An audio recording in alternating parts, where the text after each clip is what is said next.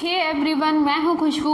आज मैं आपको बताऊंगी कि प्रॉपर्टी क्या होती है और मूवेबल प्रॉपर्टी क्या होती है, इमूवेबल प्रॉपर्टी क्या होती है, और सबसे ज़्यादा जो कन्फ्यूज़न ये होता है कि ऐसी कौन सी प्रॉपर्टी है जो प्रॉपर्टी की डेफिनेशन में आती है, ऐसी कौन सी चीज़ें हैं जो प्रॉपर्टी की डेफिनेशन में आती हैं। आखिर हम किस तरह से प्रॉपर्टी को डिफाइन करें कि हाँ ये प्रॉपर्टी की डेफिनेशन में आती है, ये प्रॉपर्टी की डेफिनेशन में नहीं आती है, और बुक में कहीं भी प्रॉपर्टी की एक्चुअल डेफिनेशन नहीं दी गई है, उसका सिर्फ मीनिंग बताया गया है। तो यही सारे क्लेरिफिकेशन आज मैं आपको पूरे वीडियो में बताने वाली हूँ कि आखिर प्रॉपर्टी होती क्या है। दूसरी चीज़ आज मैं आपको ये बताऊंगी कि मूवेबल प्रॉपर्टी और इमूवेबल प्रॉपर्टी क्या होती है, जो कि आपके सेक्शन 3 में दिया हुआ है, और हम किस तरह से डिफाइन करेंगे, किस तरह से कैटेगरी वाइज डिफाइन करेंगे कि मूवेबल प्रॉपर्टी में इतनी सारी चीज़ें आती है, इमूवेबल प्रॉपर्टी में ये सारी चीज़ें आती है, और हम कब कौन सी प्रॉपर्टी को ट्रांसफ़र कर सकते हैं। तो ये सबसे बड़ा कन्फ्यूज़न होता है कि आखिर प्रॉपर्टी में हम कैसे कैटेगरी डिवाइड करें। तो यही सारी चीज़ें आज मैं आपको इस वीडियो में बताने वाली हूँ। So welcome to my channel, और जो भी मेरा वीडियो फर्स्ट टाइम देख रहे हैं सो प्लीज़ आप मेरे चैनल को लाइक एंड सब्सक्राइब करें, और किसी को कोई भी कन्फ्यूज़न हो तो आप मुझे कमेंट सेक्शन में मेंशन कर सकते हैं या मुझसे डायरेक्टली कनेक्ट हो सकते हैं टेलीग्राम चैनल के थ्रू। सो चलिए स्टार्ट करते हैं। सबसे पहले जैसा कि अभी मैं आपको बता रही थी कि प्रॉपर्टी क्या होती है, उसकी एक्चुअल डेफिनेशन क्या होती है। देखिए प्रॉपर्टी क्या होती है कि उसकी कोई एक्चुअल डेफिनेशन नहीं है, मैं आपको बता चुकी हूँ। तो वो हर एक चीज़ प्रॉपर्टी होती है जिसपे किसी को टाइटल मिला हुआ था, जिसपे किसी का लीगली बेस पे हक होता है। अगर हम एक सिंपल लैंग्वेज में समझे तो ज़रूरी नहीं है कि अगर हम कहीं भी कोई भी होता है प्रॉपर्टी की बात करता है तो सबको यही लगता है कि प्रॉपर्टी वही होती है। जैसे कि किसी ने प्रॉपर्टी का नाम लिया, लोगों को लगता है अरे हाँ घर की बात हो रही है, हाँ कहीं शॉप की बात हो रही है, तो सबको यही लगता है। तो ऐसा नहीं है। प्रॉपर्टी में सिर्फ और सिर्फ ज़मीन ही नहीं आती है, प्रॉपर्टी में हर एक वो चीज़ आती है जिसपे किसी का टाइटल होता है, जिसपे किसी का स्वामित्व होता है, जिसपे किसी का एक तरीके से किसी का पूरा लीगली तौर पे हक होता है, जो किसी के नाम पे लीगली बेस पे ट्रांसफ़र हो चुका होता है। तो वो क्या होता है, वो सारी चीज़ें, वो सारी वस्तुएं किस में आती हैं, प्रॉपर्टी में आती है, जिसपे किसी का एक स्वामित्व होता है। एक तरीके से बोला जाए तो जो किसी का एक लीगली तौर पर जिसका पूरी तरीके से हक होता है, जिसपे किसी का सीमित हक नहीं होता है, तो वो वही सारी चीज़ें क्या आती हैं, प्रॉपर्टी में आती हैं। जैसे कि अगर हम देखें तो हम अक्सर सुनते रहते हैं immovable property, movable property. Movable property का नाम ही क्यों आता है? मूवेबल प्रॉपर्टी का नाम इसीलिए आता है क्योंकि ज़मीन के अलावा भी बहुत सारी चीज़ें होती हैं जो कि प्रॉपर्टी के डेफिनेशन में आती हैं। इसीलिए हमें पहले तो प्रॉपर्टी का मतलब समझना बहुत ज़्यादा ज़रूरी था।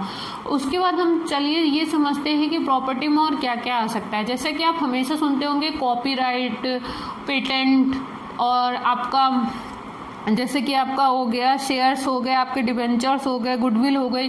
तो ये भी आपकी सारी चीज़ें प्रॉपर्टी में ही आती, क्योंकि इस पे किसी एक ही स्पेसिफिक पर्सन का ही क्या होता है, टाइटल होता है।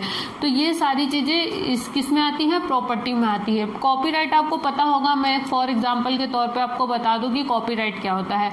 कॉपीराइट एक्चुअली में ये होता है कि जैसे कि हमने कोई एक वीडियो बनाया, ठीक है, और उसमें मैंने सारा अपना कंटेंट क्रिएट करा। जैसे कि मैं बनाती हूँ जिसमें मैं पूरी पीपीटी वगैरह क्रिएट करती हूँ, तो उसमें मैंने क्या करा, पूरा एक कंटेंट क्रिएट किया। अगर वही सेम कंटेंट उठा के कोई पूरा का पूरा कॉपी कर देता है, या फिर जैसे कि आप अक्सर सुनते हैं कि किसी ने किसी की म्यूज़िक पूरी कॉपी कर ली, या अक्सर आपने सुना होगा टी सीरीज़ वाले बहुत ज़्यादा कंटेंट इशू करते हैं। तो ये सारी चीज़ें किस में आती हैं, कॉपीराइट में, कि आप किसी और के थ्रू बनाएंगे जिसपे उसका टाइटल है, आप उसको कॉपी नहीं कर सकते जब तक कि वो ट्रांसफ़र ना करे, ठीक है, बिना उसकी अथॉरिटी, बिना किसी लीगल वे के। तब तक वो क्या होता है, उसका टाइटल जो होता है किसी जिसने बनाया होता है, जिसने पूरा उसको डिज़ाइन किया होता है, तो उसी के पास ही होता है। तो वो क्या होता है, कॉपीराइट होता है। ऐसे पेटेंट आपका क्या होता है, जो कि कोई भी चीज़ बनाता है उस पर उसको उसका टाइटल मिला हुआ होता है, तो वो क्या हो जाता है, पेटेंट हो जाता है। जैसे कोई टेक्नोलॉजी बनाता है, आपने कई मूवीज़ में भी सुना होगा कि पेटेंट आपको मिला हुआ है, ठीक है। तो ये क्या होता है, ये आपकी एक हो गई वो प्रॉपर्टी में आ गया, ठीक है। तो ये आपको क्लियर हो गया होगा कि प्रॉपर्टी क्या होती है। उसके बाद हम चलते हैं कि आखिर प्रॉपर्टी में क्या क्या आता है। पहले तो मैं आपको एक नॉर्मल सी डेफिनेशन बताऊंगी कि प्रॉपर्टी के जो टाइप्स होते हैं वो क्या क्या होते हैं, उसके बाद मैं उसकी एक कैटेगरी डिफाइन करूंगी, नहीं तो आपको बहुत ज़्यादा कन्फ्यूज़न हो जाएगा। इसीलिए सबसे पहले तो अकॉर्डिंग टू बुक चलते हैं, जिसमें पहले तो दिया हुआ है मूवेबल प्रॉपर्टी। अब मैं आपको बताती हूँ मूवेबल प्रॉपर्टी क्या होती है। देखिए, आपको नाम से ही समझ में आ रहा होगा, मूवेबल प्रॉपर्टी आपकी वो होती है जिसको मूव किया जा सकता है, तब भी उसकी जो स्पेसिफिक है यानी कि वो यूज़ में लाई जा सकती है। ऐसा नहीं है कि हमने मूव किया और उसके बाद वो यूज़ में नहीं आ रही है, ऐसा नहीं होता है, ठीक है। तो वो आपकी क्या होती है, यूज़ में आ सकती है। तो वो आपकी एक तरीके से जिसको कहीं भी ले जाया जा सकता है। जैसे कि अगर हम फॉर एग्जांपल आपका लैपटॉप बोले तो वो भी आपकी क्या होगी, मूवेबल प्रॉपर्टी में ही आएगी, ठीक है, क्योंकि हम उसको कहीं भी, वो पोर्टेबल एक तरीके से डिवाइस होती है, ठीक है। तो बहुत सारी ऐसी चीज़ें होती हैं। और दूसरी इसकी डेफिनेशन ये कहती है कि जो इमूवेबल प्रॉपर्टी की कैटेगरी में नहीं आती वो सारी क्या होती हैं, इमूवेबल प्रॉपर्टी होती हैं, ठीक है। तो ये एक सिंपल सी डेफिनेशन दी गई है। उसके बाद आते हैं कि हम इमूवेबल प्रॉपर्टी में, अभी मैं सिर्फ आपको एक डेफिनेशन क्लियर कर रही हूँ कि मूवेबल प्रॉपर्टी क्या होती है, इमूवेबल प्रॉपर्टी क्या होती है। जैसे कि मैंने अभी इसमें लिखा हुआ है कि सबसे पहले तो क्या है कि इसमें कोई भी डेफिनेशन कहीं भी नहीं दी गई है, सिर्फ की सिर्फ उसकी मतलब दिए गए हैं। तो उसमें क्या कहा गया है कि इमूवेबल प्रॉपर्टी के अंदर क्या क्या आता है आपका, कि स्थावर संपत्ति के अंतर्गत खड़ा काष्ठ, उगली फसलें, घास नहीं आती। क्यों? क्योंकि ये किस में आती है, मूवेबल प्रॉपर्टी में आती है। अब सबसे ज़्यादा कंफ्यूजन क्या होता है, क्यों? क्योंकि इसमें क्या होता है, लोगों को लगता है कि वो ज़मीन से जुड़ी हुई हैं तो वो इमूवेबल प्रॉपर्टी होंगी, ऐसा नहीं है, ठीक है। ये किस में आती हैं, एक तरीके से एक्सेप्शन है, ये किस में आते हैं, आपके इमूवेबल प्रॉपर्टी में आते हैं, ठीक है। उसके बाद आपका हम चलते हैं कि देखिए इमूवेबल प्रॉपर्टी में क्या आता है, ऐसा कहा गया है, इसकी कोई प्रॉपर डेफिनेशन नहीं दी गई है, कि जो भूमि से उत्पन्न होते हैं, ठीक है, यानी कि जो भूमि से आपको प्रॉफिट मिलता है। यहाँ पे भी मैंने क्या कहा, जहाँ पे किसी का प्रॉफिट नहीं खत्म होता है, जहाँ पे किसी का स्पेशलाइजेशन नहीं खत्म होता है, ठीक है। तो यहाँ पे बात क्या आ गई कि अचल संपत्ति यानी कि इमूवेबल प्रॉपर्टी क्या होती है, जो कि आपकी भूमि से उत्पन्न होने वाले लाभ या भूमि से ही जुड़ी चीज़ें सम्मिलित होती हैं, ठीक है। तो इसकी कोई डेफिनेशन स्पेसिफिक नहीं दी गई है, ठीक है, हमारी बुक यही कहती है। उसके बाद हम चलते हैं किसमें, लैंड में। सबसे ज़्यादा मोस्ट इम्पॉर्टेंट हमें प्रॉपर्टी का समझने के लिए यही है कि लैंड, ठीक है। लैंड हमारा क्या होता है कि लैंड वो होता है जहाँ पे एक तरीके से एक स्थावर रहता है, जैसे कि हमारी ज़मीन हमारी क्या होगी, ज़मीन पे बहुत सारी चीज़ें होती हैं। ज़मीन पे ऐसा हमारी बुक कहती है, बुक में हम क्या बोल रहे हैं, क्योंकि इसमें कहते हैं कि मिट्टी या कीचड़ जो धरातल पर जमा है, ठीक है, खनिज संपदा, कोयले या खान, सोने की खान से जो धरती के अंदर रहती है, भूमि के अंतर्गत झीलें, तालाब तथा नदियां भी सम्मिलित हैं। यानी कि भूमि में ये सारी चीज़ें, यानी कि जितनी भी नेचुरल चीज़ें हैं वो आपकी किस में आती है, भूमि से आती हैं, जो जल से ढकी हुई भूमि कहा जाता है। उसके बाद क्या आता है, यानी कि क्या होता है कि झीलें, तालाब, इनमें कहीं ना कहीं तो एक बेस होता है ना, इसीलिए इनको क्या कहा जाता है, जो कि किससे ढकी हुई है, जल से ढकी हुई है, ठीक है। उसके बाद क्या आता है कि चल संपत्ति के रूप में अपना अस्तित्व खो बैठती, भूमि के तल पर इसके नीचे मनुष्य द्वारा स्थायी आबंधन के उद्देश्य भी रखी गई वस्तुएं भूमि का एक भाग हो जाती हैं, जो चल संपत्ति के रूप में अपना अस्तित्व खो बैठती हैं। यह भी भूमि की परिधि में आते हैं, जैसे मकान, दीवारें, चार दीवारी, ये सब भूमि की परिधि में क्यों आते हैं, क्योंकि ये भी एक आपकी इमूवेबल प्रॉपर्टी है। अगर आप दीवार तोड़ देंगे तो उसका कोई अस्तित्व नहीं रह जाएगा, उसकी कोई स्पेशलाइजेशन नहीं रह जाएगी, ठीक है, उसकी कोई विशेषता नहीं रह जाएगी, आप उससे कोई लाभ नहीं ले पाएंगे। लेकिन अगर दीवारें खड़ी रहेंगी तो क्या होता है, उससे हमें लाभ मिलता है, ठीक है। मकान खड़ा रहता है, अगर हम मकान को क्या एक तरीके से दूसरी तरफ उठा के ले जा सकते, नहीं ले जा सकते हैं, ठीक है।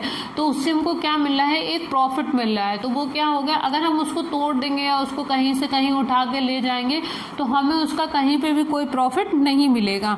तो ये सब किस में आता है, आपका लैंड आपकी किस तरीके से इमूवेबल प्रॉपर्टी को कनेक्ट करती है वो आपको क्लियर हो गया होगा।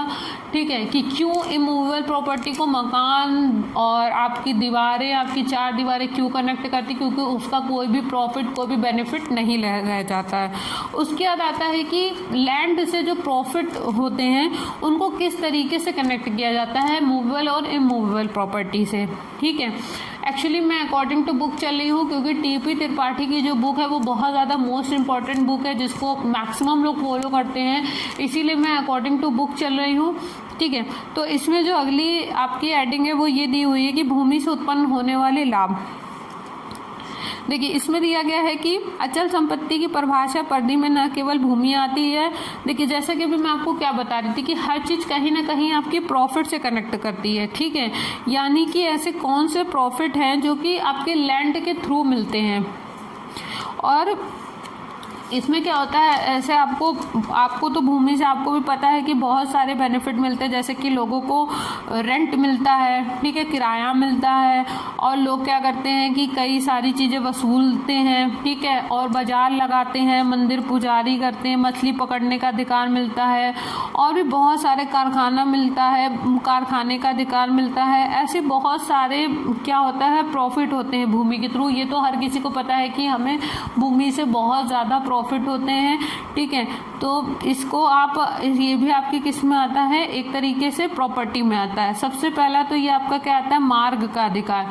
मार्ग का अधिकार क्या होता है, ऑब्वियसली बात है कि अगर भूमि नहीं होगी तो हम एक जगह से दूसरी जगह नहीं जा पाएंगे। ठीक है, उसके बाद किराया वसूलने का अधिकार होता है, और पार घाट या नौघाट का अधिकार होता है, बाजार लगाने का अधिकार होता है। ऐसे 10-11 आपको अधिकार दिए गए हैं जो कि आपके एक तरीके से विधिक अधिकार है। उसके बाद आता है कि भूमि से जुड़ी हुई वस्तुएं। ठीक है, भूबद्ध, इसमें क्या होता है, वैसी वस्तुएं जो क्या होती हैं, भूमि से जुड़ी हुई होती हैं। ये भी आपके किस में आता है, सेक्शन 3 में। भूमि में मूलतः जैसे पेड़ और झाड़ियाँ होती हैं, ठीक है, और क्या होती हैं, भित्तियाँ निर्माण होते हैं, वॉल्स होते हैं, बिल्डिंग्स होती हैं, और क्या होती हैं कि इसमें बहुत सारे हमें ऐसी चीज़ें मिलती हैं, ऐसी जड़ वस्तुएं मिलती हैं जो कि हमारे लिए काफ़ी ज़्यादा प्रॉफिटेबल होती हैं। ठीक है, उसके बाद क्या आता है कि things rooted in the earth, यानी कि जिनकी जड़ें क्या होती हैं वो भूमि से लगी हुई होती हैं।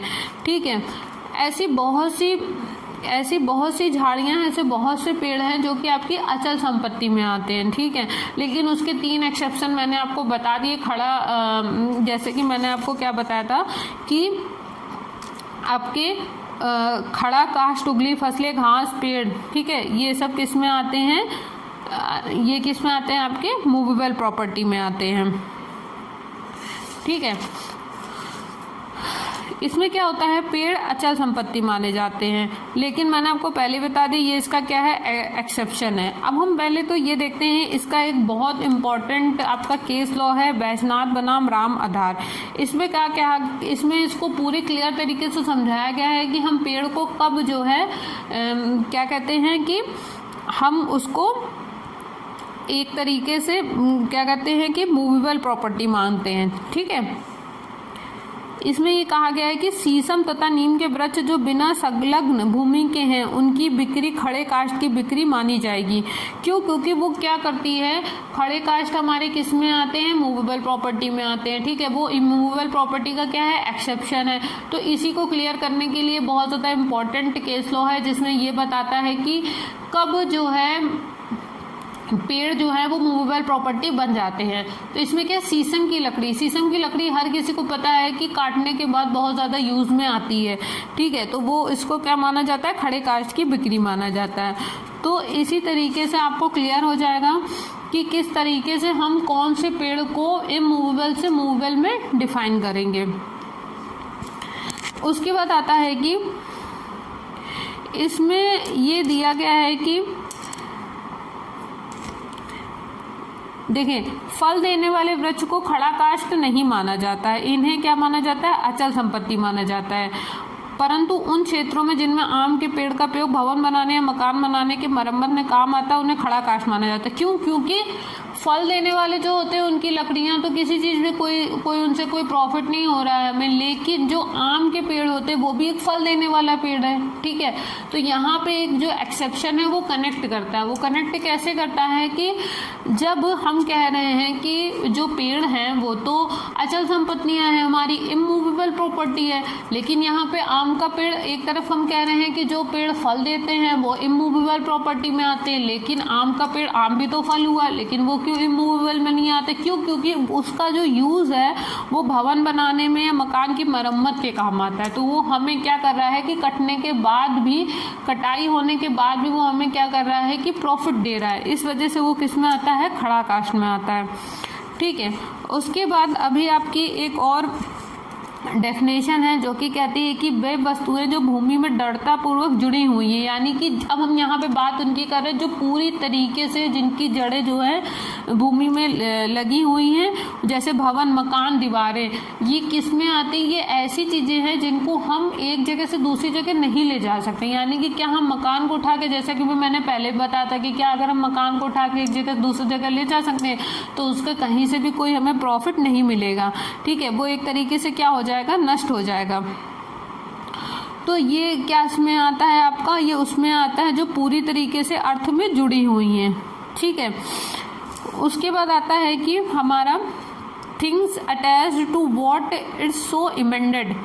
तो इसमें क्या दिया गया है? इसमें वह वस्तुएं भी अचल संपत्ति की परिधि में आती हैं, किसी भूनिविष्ट वस्तुओं से जुड़ी होती हैं। ये वस्तुएं जो भूनिविष्ट वस्तुओं के साथ जुड़ी होती हैं उन्हें भूमि के साथ जुड़ी हुई माना जाता है, ठीक है। तो इसमें क्या आता है? जैसे कि खिड़की के कवर, कांच की चौखटदार खिड़कियां, सजावटी वस्तुएं, तो ये सब आपका किस में आता है कि ये वैसी वस्तुएं होती है जो भूमि के साथ जुड़ी हुई होती है, जैसे बिजली, पंखे आदि की। ये सब एक तरीके से आपके किस में आता है कि ये भी आपका एक प्रॉपर्टी में आता है।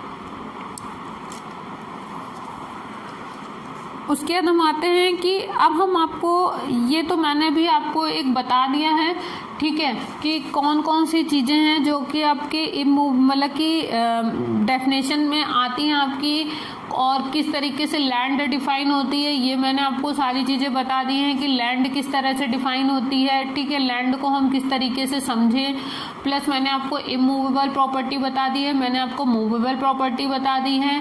अभी मैंने इसकी कैटेगरी डिफाइन नहीं करी है, तो नेक्स्ट वीडियो में मैं आपको इसकी कैटेगरी डिफाइन करूँगी कि कौन सी ऐसी प्रॉपर्टी है जो कि मूवेबल में आती हैं और कौन सी ऐसी प्रॉपर्टी हैं जो कि इमूवेबल में आती हैं। तो ये मैं आपको नेक्स्ट वीडियो में बताऊंगी। तो एक बार मैं एक छोटा सा रिवीजन कर देती हूँ। पहले मैंने आपको क्या बताया? मैंने आपको बताया कि प्रॉपर्टी क्या होती है, ठीक है। उसके बाद मैंने आपको इमूवेबल प्रॉपर्टी की डेफिनेशन बताई। देन मैंने आपको पहले मैंने आपको मूवेबल प्रॉपर्टी की डेफिनेशन बताई, यानी कि चल संपत्ति की, जंगम संपत्ति की। उसके बाद मैंने आपको इमूवेबल प्रॉपर्टी की डेफिनेशन बताई, यानी कि स्थावर संपत्ति की, और जिसको हम कहते हैं अचल संपत्ति। उसके बाद मैंने बताया कि लैंड को किस तरीके से प्रॉपर्टी में डिफाइन करते हैं, लैंड की ऐसी कौन कौन सी चीज़ें होती है जो कि मूवेबल में होती है, मूवेबल में होती है, किस तरह से हम उसको डिफाइन करते हैं और किस तरह से उनको प्रॉपर्टी में कनेक्ट किया जाता है।